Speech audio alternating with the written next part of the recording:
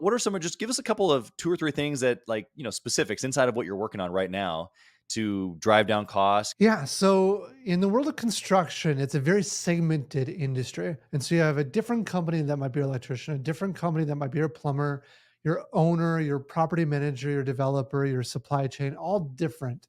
Yeah. So one of the first things we did was bring all the work under one roof. One example, simple idea for manufacturing is the assembly line, right? It revolutionized I've never manufacturing. heard of this before. Yeah, I know, it's crazy.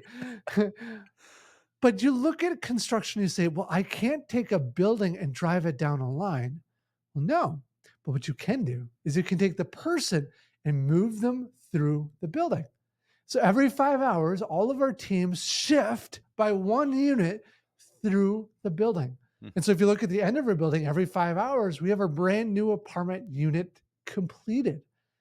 And so that one technique takes a project that might take 15 months and drives it down to 9.